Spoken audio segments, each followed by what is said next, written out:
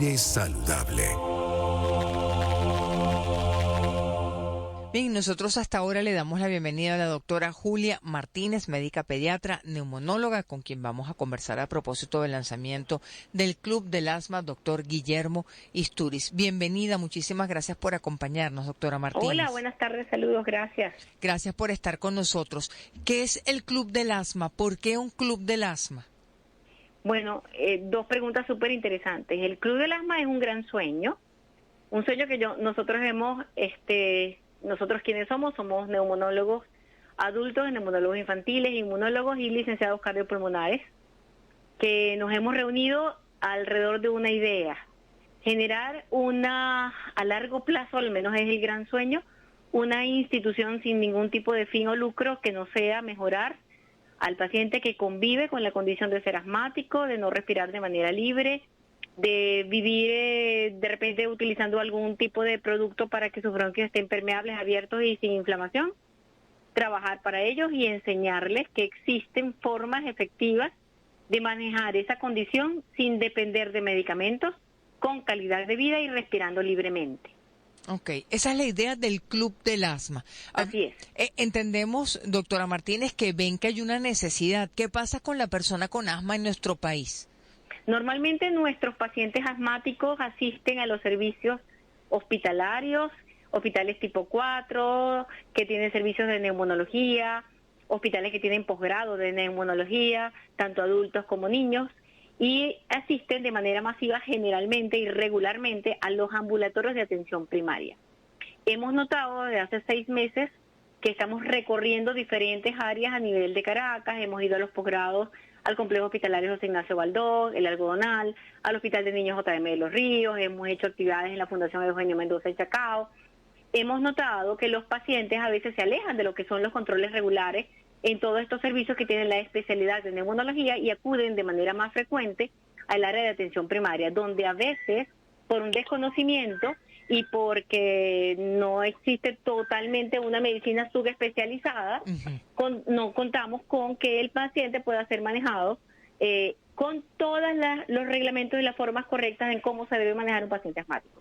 No es lo mismo manejar un paciente asmático en momentos de crisis aguda a manejarlo en momentos donde no tiene aparentemente crisis y requiere de igual forma medicación antiinflamatoria que le permita estabilidad a nivel de lo que es su pulmón para no volver a caer en crisis. Eso pasa por un sistema de educación, de adherencia, porque son patologías crónicas que vienen condicionadas desde el punto de vista genético y que se pueden repetir una y varias veces si nosotros no les orientamos, si no entienden a qué se están enfrentando, si no le ven la estrategia de qué hacer, cómo vivir, cómo respirar, qué tipo de ejercicios, cómo comer y cómo funcionar desde el punto de vista respiratorio para evitar recaídas. Claro, eso se puede conseguir, sí, pero pasamos por educación y adherencia a los tratamientos. Pero ahí tiene que ver, conversamos con la doctora Julia Martínez, tiene que ver el hecho de que la persona no persista en la relación con el centro asistencial. ¿Qué va a cambiar con el club?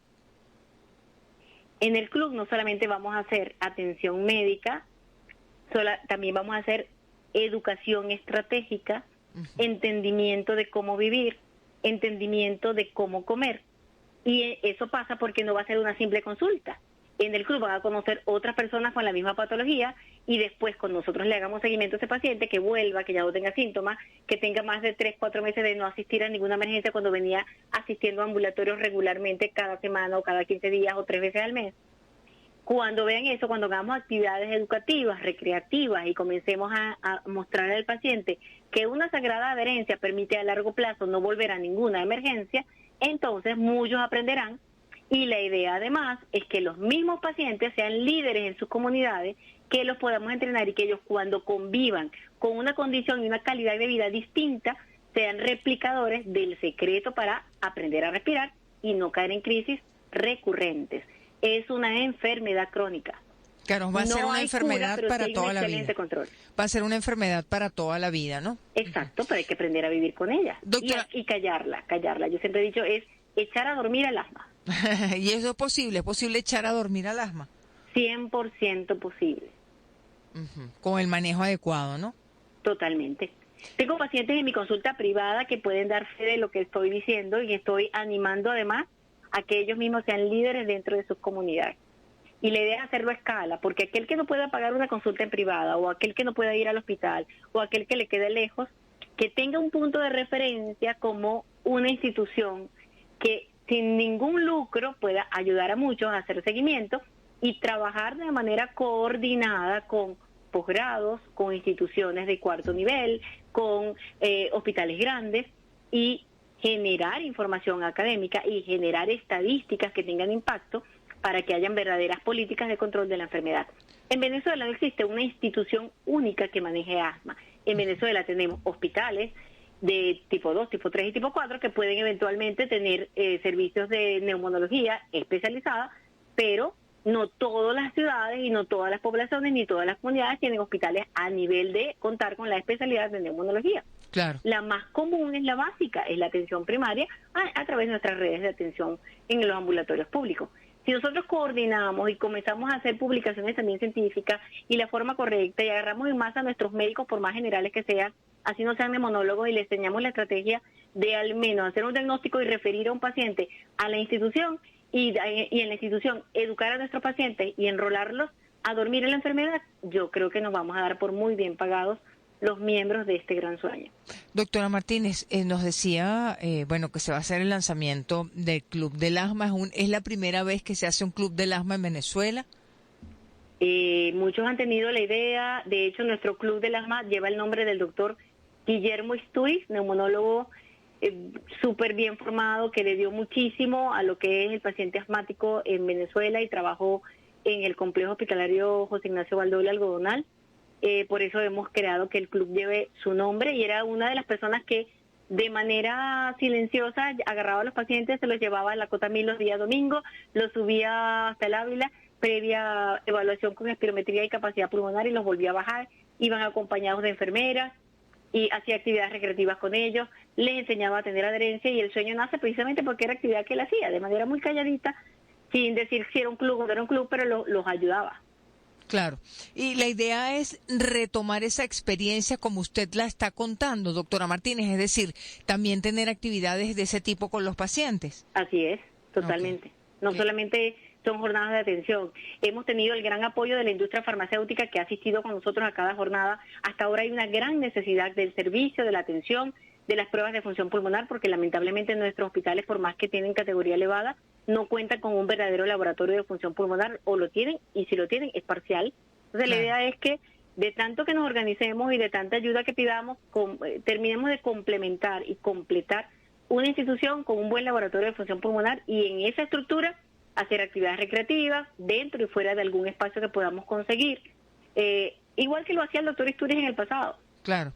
¿Y cuál va a ser la sede, doctora Martínez, cuál va a ser la sede del Club del Asma, doctor Guillermo Isturiz? No la tenemos, en este momento somos itinerantes. El Club del Asma es nuestra voluntad, nuestros equipos de uso personal.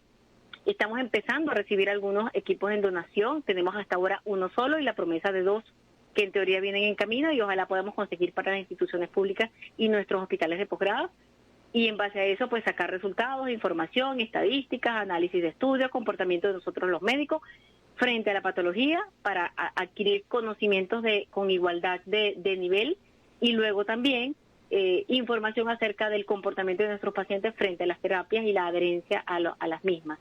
Doctora, con toda esa información esperamos tener sede en algún momento y que alguien nos ayude a mantenerla, claro. A ubicarla y a mantenerla. Estamos hablando de cuántas personas con asma aproximadamente en nuestro país. Usualmente el asma en general en el mundo, no tengo estadísticas claras de Venezuela, no existe un registro, porque como te digo, cada hospital lleva su propio registro, pero no hay un registro único. Y el Estado sí puede manejar probablemente ese sistema de notificación de enfermedades, pero yo no los tenemos a mano, no se han publicado, tenemos mucho tiempo que eso no se publica en Venezuela. Pero en el mundo en general, con el paciente asmático son en el mundo 400 millones por lo menos de personas viven con el asma. Eso representa entre el 7 al 10% de la población. Usted decía también, doctora Martínez, que es una enfermedad crónica que la persona va a tener para toda la vida, pero que se puede incluso manejar sin medicamentos. ¿Cómo? Totalmente. Porque si yo no tengo una inflamación perpetua ni continua dentro de mi bronquio, y el asma es inflamación crónica de bronquios, cuando yo logro ese control ideal de la inflamación dentro de la luz bronquial, los síntomas desaparecen, y eso es lo que nosotros llamamos echar a dormir el asma. ¿Por cuánto tiempo puede permanecer el tejido bronquial desinflamado? Años, Claro. muchos años. Eso pasa por, otra vez, comer lo adecuado, que no me genera alergia, hacer actividad física, aumentar la capacidad de mi pulmón, convivir con controles de emociones, alegrías, etcétera, pero no es difícil, se logra. Y cuando el paciente, después de un tratamiento regular y continuo, después de una supervisión de su función respiratoria a través de los equipos destinados para eso, el aprender a respirar y no ir a las emergencias a cada rato, hacen que ellos tengan mayor adherencia a las recomendaciones, sugerencias, hábitos, comida, actividad física, etcétera, de los pacientes. Es que vuelven a ser nadadores estrellas, es que vuelven a mejorar la capacidad pulmonar, y es que vuelven a sonreír, y es que son otros pacientes. No es cierto que el paciente asmático tenga que vivir con inhalador en la mano, no es cierto que no puede hacer natación, no es cierto que no puede... Claro, todas esas restricciones que la persona siente que tiene, no es cierto. No es cierto. Ajá, ¿y quién dice que eso es así? Entonces se quedó en el pasado. No, no es que nos quedamos en el pasado. Cuando tienes esa situación de un paciente asmático es porque no está controlado. Claro. Pero si tú logras el control, todas esas limitaciones desaparecen. Y la idea es que cada paciente es uno, cada uno de ellos tiene un comportamiento, es analizarlo, es estar con ellos y ver cuál es el problema de ellos. En algunos niños es la comida, en otros el ambiente, es que viven en un área de humedad, es que está cerca de la basura, es que en otros es la contaminación, en otros es que tienen fumadores dentro de la casa, en otros es que hay vapeadores, en otros son muchos los factores que pueden desencadenar una condición con la que se nace. La persona no nace asmática, la persona nace con la condición de desarrollar la inflamación crónica en el bronquio. Ok, que es lo que debemos tratar de controlar, y ese es uno de los propósitos del Club del Asma. ¿Cuáles son, para finalizar, doctora Martínez, las fechas clave en el lanzamiento del Club del Asma? Tenemos el próximo lunes 20 de mayo el lanzamiento oficial a través de un concierto que nos va a dar el Sistema Nacional de Orquestas en la Sala Fedora Alemán, allá en el Boulevard Amador Vendellán. Esa es la primera gran actividad que tenemos para este mes, pero luego van a seguir las jornadas. Tenemos jornadas el 1 de junio, tenemos jornadas el 8 de junio. Estas jornadas son previa citación de los pacientes, porque lo que no podemos hacerlas es abierta, debido a que la jornada depende de una prueba de función pulmonar que dura aproximadamente 20-25 minutos para poder saber cuál es la capacidad del pulmón de cada paciente. Y cuál es la situación real del asma en ese paciente, si es un asma leve, si es moderada, si es severa. Por lo tanto, tiene que ser previa cita, debido a que no tenemos 100 equipos como para recibir a 200 personas y poder atenderlos a todos con la misma calidad que requiere cada uno de ellos. De acuerdo. ¿Cuál es el punto de contacto? El contacto tenemos por unas redes propias del Club del Asma, y se llama así Club del Asma, a través de Instagram, y pues a través del 0212-285-4515, que es el número local donde pueden ubicarnos en vía telefónica. 285-4515, ¿sí? Sí, así es. Para cualquier comunicación. Muchísimas gracias, doctora Martínez. Gracias por acompañarnos. Por la oportunidad. Muchas gracias y feliz tarde. Despedimos esta conversación con la doctora Julia Martínez, pediatra neumonóloga, a propósito del lanzamiento del Club del Asma, doctor Guillermo Istúriz.